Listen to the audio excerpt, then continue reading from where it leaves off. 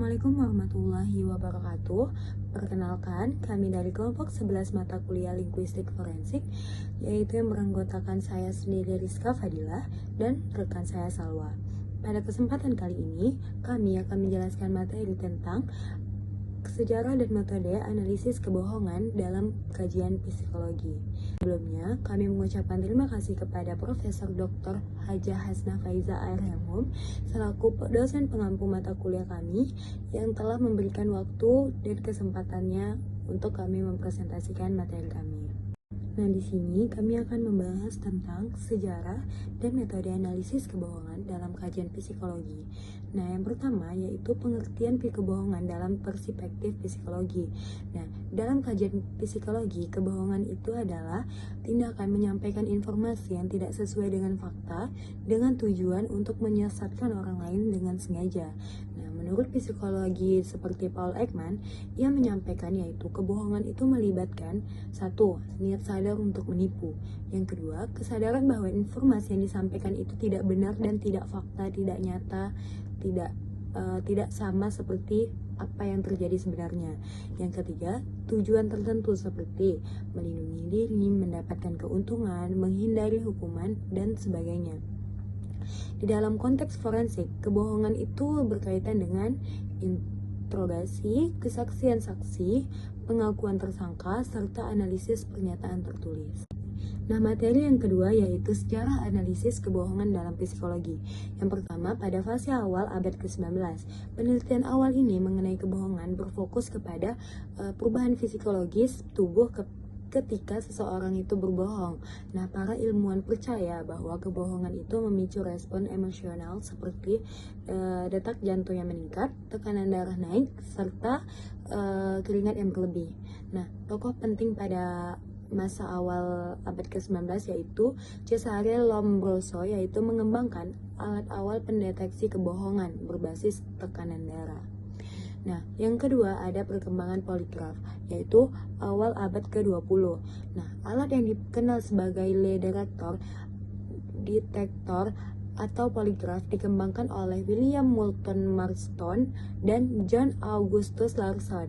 Nah, poligraf ini mengukur tekanan darah, detak jantung, respirasi, respon, dan kritik yang muncul ketika respons psikologis tidak selalu benar dan berarti berbohong. Nah, yang kedua, kecemasan bisa muncul ketika seseorang berkata jujur. Nah, pada yang ketiga yaitu era psikologi modern dari 1970 hingga sekarang, penelitian itu beralih ke aspek psikologis seperti analisis ekspresi wajah, bahasa tubuh, analisis kognitif, dan analisis linguistik. Metode analisis kebohongan dalam kajian psikologis. Nah, metode yang pertama yaitu metode psikologis atau yang disebut dengan polygraph test. Nah, prinsip dari metode ini yaitu kebohongan yaitu menimbulkan stres. Nah, stres bisa memicu respon tubuh seperti denyut jantung yang meningkat, Yang kedua, pola napas yang berubah. Yang ketiga, produksi keringatnya yang lebih meningkat. Nah, kelemahan dari metode ini tidak 100% akurat. Dan yang kedua, mudah dimanipulasi. Yang ketiga, tidak selalu menerima di pengadilan. Nah, yang kedua ada metode analisis ekspresi wajah atau micro expression. Nah, micro expression ini dikembangkan oleh Paul Ekman, ya, di mana ekspresi wajah yang muncul sangat cepat 1/25 detik dan sulit dikendalikan. Contohnya seperti kedutan bibir, kerutan dahi, dan tatapan yang menghindar. Nah, namun tidak semua orang yang menunjukkan ekspresi ini yang sama saat yang berbohong. Nah, materi selanjutnya yang akan disampaikan oleh rekan saya Salwa. Kepada Salwa, disilakan. Baik, terima kasih kepada Rizka Fadilah. Selanjutnya metode beban kognitif dan analisis pernyataan. Jadi dia menjelaskan dua pendekatan modern dalam mendeteksi kebohongan. Pertama, metode beban kognitif yang dikembangkan oleh Aldous Huxley berlandaskan prinsip bahwa berbohong secara mental jauh lebih berat dan sulit daripada berkata jujur. Ciri-ciri seseorang yang sedang memikul beban kognitif tinggi saat berbohong biasanya terlihat dari cerita yang tidak konsisten, detail yang berubah-ubah, serta jawaban yang lambat. Kedua yaitu statement statement analisis isi pernyataan, yang dimana dia itu berfokus pada struktur bahasa. Secara linguistik, seorang pembohong cenderung menghindari kata ganti orang pertama atau saya minim detail sensorik, menggunakan banyak kata negasi, dan menciptakan jarak psikologis dalam tutur katanya.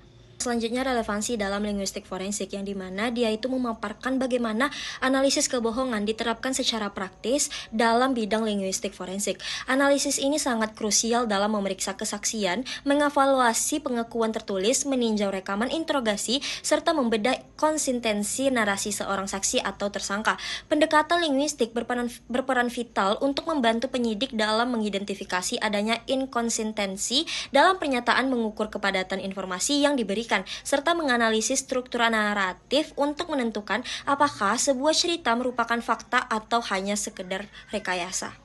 Nah, dapat kita simpulkan nih teman-teman bahwa sejarah analisis kebohongan telah berevolusi dari sekedar pendekatan fisiologis menuju pendekatan kognitif dan linguistik yang lebih mendalam. Dalam psikologi modern, kebohongan dipahami sebagai fenomena kompleks yang melibatkan aspek emosional, kognitif, dan sosial sekaligus. Karena tidak ada satu metode pun yang memiliki akurasi 100%, maka praktik forensik yang ideal harus menggunakan pendekatan multidisipliner. Hal ini melibatkan kolaborasi antara berbagai bidang ilmu, yaitu psikologi, linguistik, kriminologi, dan ilmu hukum, untuk mendapatkan hasil analisis yang paling mendekati kebenaran. Sekian dari saya kembalikan kepada moderator. Nah, terima kasih kepada Salwa. Itu dia materi kami dari kelompok 11 tentang sejarah dan metode analisis kebohongan dalam kajian psikologis. Apabila ada kata-kata yang berkenan, mohon dimaafkan. Wabillahi taufiq wal hidayah. Wassalamualaikum warahmatullahi wabarakatuh.